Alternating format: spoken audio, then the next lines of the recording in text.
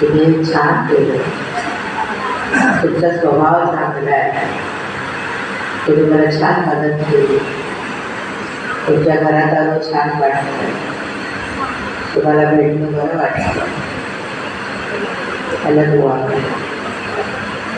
आणि अशा दुवाने परमात्मा म्हणतात जोडी भरा.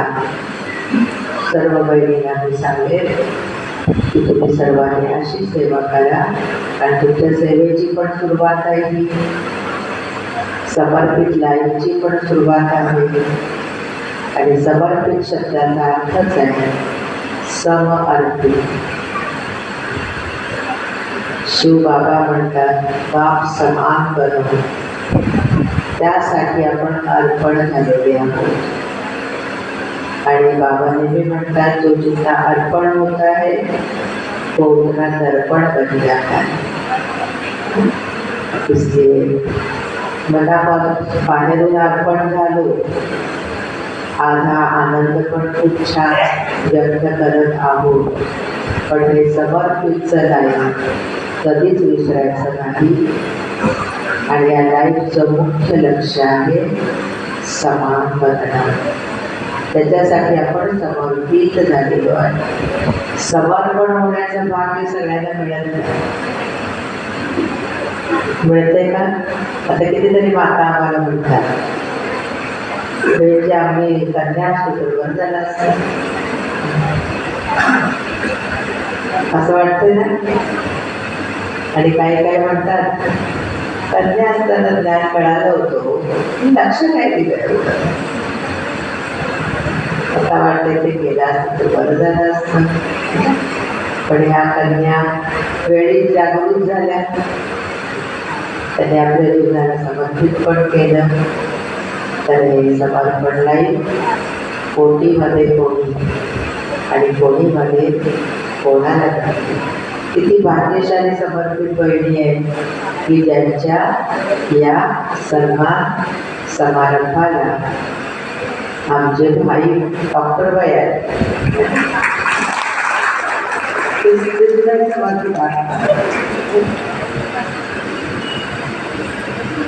आणि केवळ डॉक्टर भाईच मिळाले, पुढे पेपरवाले भाई बसलेले आहेत.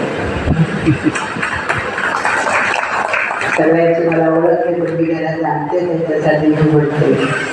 आणि इतर क्लासेसचे लोक आलेले, सेक्टरच्या बहिणी आलेल्या आहेत. तर आजच्या दिवशी कृष्ण अष्टमीच्या निमित्ताने आपण सगळ्यांनी हेच बुद्धीमध्ये ठेवायचं की कृष्णाचं राज्य परमात्मा आणत आणि त्या राज्याला आवश्यक असलेल्या दैवी गुणांची धारणा आम्हा सर्व आत्म्यांना जितक्या लवकर करता येईल तेवढी करायची आहे.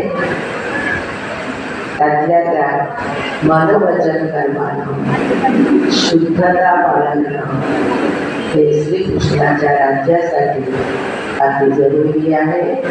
आणि हा पुरुषार्थ तुला सर्वांच्या द्वारे हो हीच शुभकामना. आणि सर्व बहिणींना सांगेल हे जीवन अत्यंत हलकं-फुलकं जीवन आहे. आणि ते असंच हलकं-फुलकं राहण्यासाठी छोट्या छोट्या मर्यादा आहेत, छोटे छोटे नियम आहेत. काल बाबांनी मुलीमध्ये सांगितलं बच्चे यहाँ राज्य स्थापन हो रहा है, तो यहाँ के कायदे कानून बड़े बड़े त्या छोट्या छोट्या कायदे कानूनचा त्यांच्याद्वारा पालन व्हावं. आणि परमात्मा पालनेची सर्वश्रेष्ठ अनुभूती त्यांना सतत होत राहू दे. आणि आज बाबाने एक सांगितलं नवीन गोष्ट, ईश्वरीय प्रेमामध्ये लीन असलेलं एक संघटन शिवाबाला प्रत्यक्ष झालं. तर मी असं म्हणेन या पाची कन्यांचा या संघटनेमध्ये सहभाग व्हावा ही शुभभावना शुभकामना. ओम शांती.